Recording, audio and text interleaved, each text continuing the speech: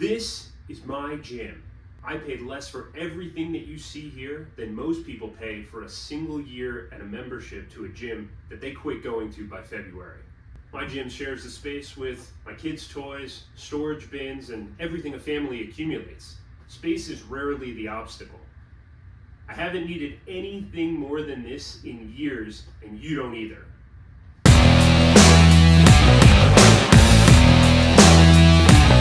Let me tell you a conversation most dads have when thinking about building a home gym. It goes something like this. It's going to cost way too much. I'm going to need so much space. Oh, I'll just use the gym down the street. It's no big deal. That last part is the most expensive lie in fitness. That gym down the street requires a commute, a membership fee, and hopefully a free machine when you get there. You also have to depend on opening and closing hours too. But for dads who have a full-time job, kids, and other responsibilities, all those friction points that I've just mentioned are reasons exactly not to go to the gym. I built a garage gym because I got tired of negotiating with friction. It's 30 feet from my kitchen, it's open 24 hours a day, I don't pay a membership fee, and never once have I had a machine that was already taken. Let me show you exactly what I have and what I paid for it, because I want to squash the myth that these home gyms cost a fortune. Adjustable dumbbells that go from 10 to 90 pounds in 5-pound increments with the stand, I found them on Facebook Marketplace. I paid $400 for the pair. These alone replace an entire dumbbell rack that would cost you $1,500 new. I also have this adjustable bench from the same seller in the same purchase on Facebook Marketplace. I talked to him right then and there for $40. I got it at a steal. This thing has been used in hundreds of sessions, and it's everything I need at a bench. I have this half rack. I have it with 300 pounds of Olympic plates, including the barbell. I got that at Dick's Sporting Goods for $550. It has an adjustable pull-up bar and dip feature that's built in, which I use constantly. This is the centerpiece of the gym, and it costs less than most people spend in a single year on a gym membership they use inconsistently. I have this sandbag that goes from 5 to 125 pounds, depending on how much I fill it. It comes with 3 interior fill bags. This thing cost me $35. If you include the sand, it was $6 extra. That's a steal. I have this TRX system. It was $50, but technically it was a gift from my brother. This thing is so versatile, you can use it for almost anything. I have resistance bands. They're so old I don't even remember what I paid for them, but they're super versatile and I use them in place of cable machines and other light weights. They're great. Here's my cardio. It's a jump rope for $20. This is my own personal choice for cardio. I tend to run outside and use HIIT workouts when I need to, but the jump rope handles everything else.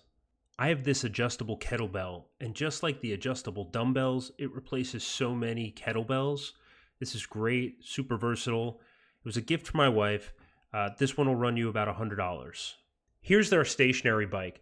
It was $1,000. We found it on sale at Dick's Sporting Goods for $500.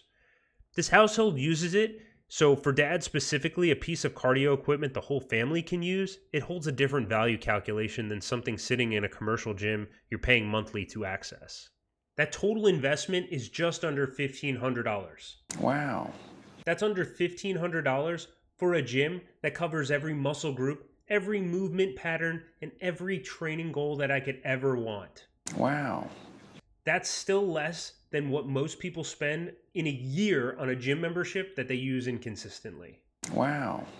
If you're a dad who's starting from nothing and you want my honest opinion on where to start, the foundation of any gym that I would see is an adjustable pair of dumbbells and an adjustable bench. Those two things are the perfect foundation, and you almost don't need anything else. You can build a proper training program that covers push, pull, isolation, anything in between for just those two pieces of equipment. It's the highest versatility and biggest bang for your buck that you'll spend anywhere in your home gym. Everything else that I have is in addition to that foundation. It's not a requirement. As I mentioned, I found things like this on Facebook Marketplace or OfferUp or other similar websites or applications. They're a steal. Most people buy this gym equipment, they have these really good intentions. They use it once or twice.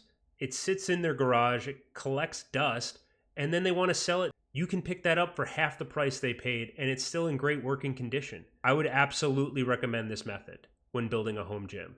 Here's what I'll tell you that you don't need that the fitness industry might make you feel like you do. You don't need a Smith machine. You don't need a cable machine. You don't need a leg press, and you don't need a pec deck.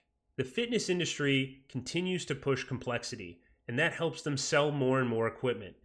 If you go to a gym, that complexity and those expensive machines also justify those higher membership fees. And if you've ever had those experiences when you've gone to a gym and those machines are down for maintenance, those happen more often than you think.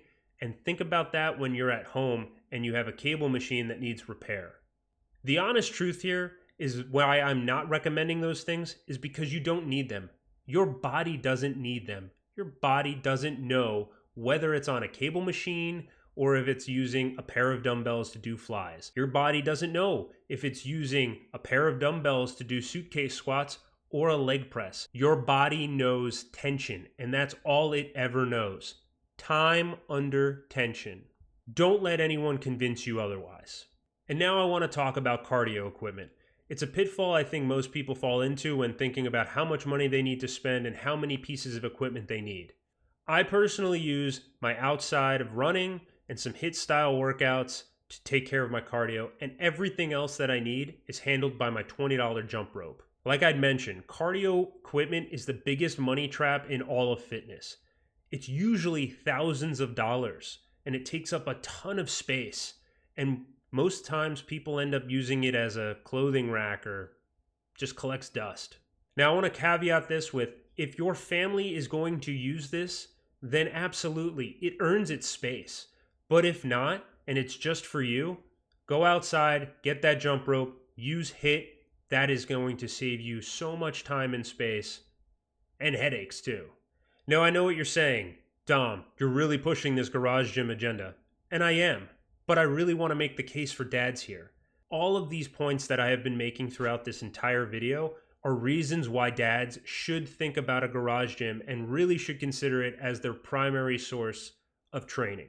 For dads specifically, the reason a garage gym makes the most sense is because you don't have enough time. Your most valuable resource. Time is your most valuable resource. Not money, not motivation, time.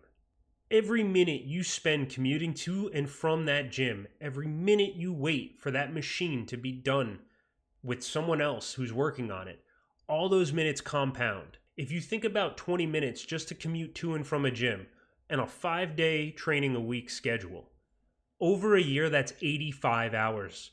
That's potentially 85 hours that you could be spending with your kids, with your wife, or doing something with your family. My garage gym costs me 0 minutes in commute. I walk out, I do the work, I come back in, no lost time. The only excuse is the one that you've probably had with yourself a number of times, and it's not valid anymore. And I'm telling you this as somebody who spent 2 years with their garage gym collecting dust and making all of those excuses. If this video has taught you anything, it's that you don't need the perfect setup, you don't need the most amount of money to start, and you don't need the most amount of space. You just need 2 things. That foundation that I'd mentioned, adjustable dumbbells, adjustable bench. And you need that decision to get started, to remove friction and remove the excuses that you have been making with yourself long before you've started watching this video. I started with those adjustable dumbbells and adjustable bench. From there, I built it over the couple next months, and everything else you see is on top of that strong foundation. That gym membership that you've been meaning to cancel it. You don't need it.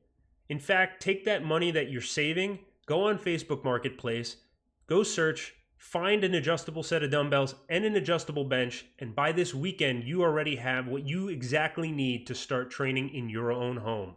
Our dads, our grandfathers all had these weights lying around their garages and their basements. They were always lifting. And somehow we've forgotten that tradition. Let's get back to basics. The best gym is the one that you will actually use. Subscribe for the full journey. New videos every week.